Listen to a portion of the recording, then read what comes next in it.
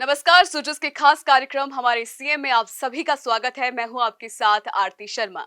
मुख्यमंत्री श्री भजनलाल शर्मा के नेतृत्व में राजस्थान सरकार ने प्रदेश का पहला ग्रीन बजट 2025-26 पेश किया था, जिसमें 10 बिंदुओं पर फोकस करते हुए कई परियोजनाओं का ऐलान किया था, जैसे जैविक खेती, 10 करोड़ पौधे लगाने और इसके साथ ही मुख्यमंत्री जल स्वावलंबन अभियान के तहत कई तरह की सब्सिडी देने की बात कही गई थी।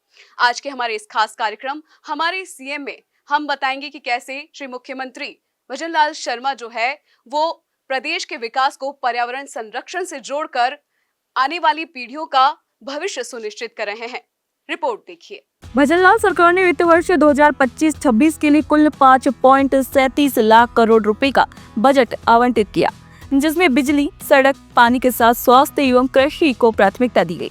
राज्य सरकार ने कुल बजट का 11.34% यानी 27,854 करोड़ रुपए ग्रीन बजट के लिए आवंटित किया है, जो सतत विकास लक्ष्यों को 2030 तक प्राप्त करने की दिशा में एक महत्वपूर्ण प्रयास है।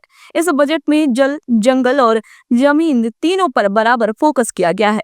अब ये परियोजनाएं तेजी से धरातल पर उतर रही हैं। मुख्यमंत्री श्री भजनलाल शर्मा का मानना है कि अगर किसान खुशहाल नहीं होगा तो विकास भी अधूरा रहेगा। इसीलिए बजट में जैविक खेती और प्राकृतिक कृषि को बढ़ावा देने के लिए ठोस कदम उठाए गए हैं। 2.5 लाख किसानों को प्राकृतिक खेती के लिए सब्सिडी दी जाएगी। लघु और सीमांत किसानों को बैलों से खेती करने पर 30,000 रुपए प्रतिवर्ष की प्रोत्साहन राशि भी दी जाएगी। साथ ही गोबर गैस प्लांट लगाने वालों को आर्थिक मदद दी जाएगी। ये सब न केवल खेती को पर्यावरण के अनुकूल बनाएगा, बल्कि गाँव में रोजगार के नए अवसर भी पैदा करेगा। राजस्थान जैसे शुष्क प्रदेश में जल ही जीवन है और इस बजट में जल संरक्षण को सर्वोच्च प्राथमिकता दी गई है। मुख्यमंत्री जल स्वावलंबन अभियान 2.0 के तहत 2,700 करोड़ रुपए की लागत से 4,700 से अधिक गांव में जल संचयन संरचनाएं बनाई जाएंगी। सभी पीएचईडी पंपिंग स्टेशनों और सरकारी कार्यालयों को सौर ऊर्जा से संचालित करने की योजना बनाई गई है। सोलर दीदी योजना के अंतर्गत 25,000 महिलाओं को सौर ऊर्जा में प्रशिक्षित कर आत्मनिर्भर बनाया जाएगा।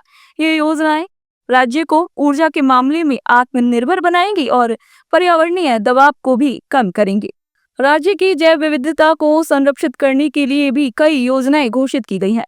सवाई माधोपुर के पाली घाट में घड़ियाल सेंटर और जयपुर के बीड़ पापड़ क्षेत्र में लेपर्ड सफारी जैसे प्रोजेक्ट्स न केवल संरक्षण में सहायक होंगे, बल्कि इको टूरिज्म को भी बढ़ावा देंगे।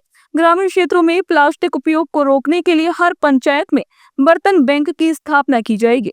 इस योजना के पहले चरण में 1,000 ग्राम पंचायतों को 1-1 लाख रुपए के बर्तन उपलब्ध करवाए जाएंगे। सभी जिला मुख्यालयों में वेस्ट टू वेल्थ पार्क बनाए जाएंगे, ताकि अपशिष्ट प्रबंधन को सुदृढ़ किया जा सके और सर्क्युलर इकोनॉमी को बढ़ावा मिल सके।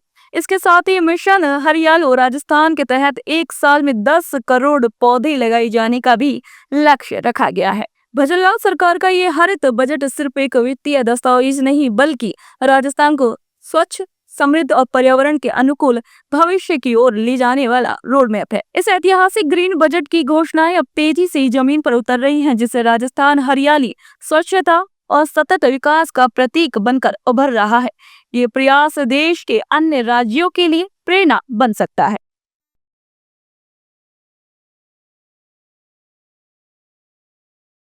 सूजस के इस खास कार्यक्रम हमारे सीएम में फिलहाल इतना ही। प्रदेश की अन्य खबरों के लिए जुड़े रहिए हमारे साथ।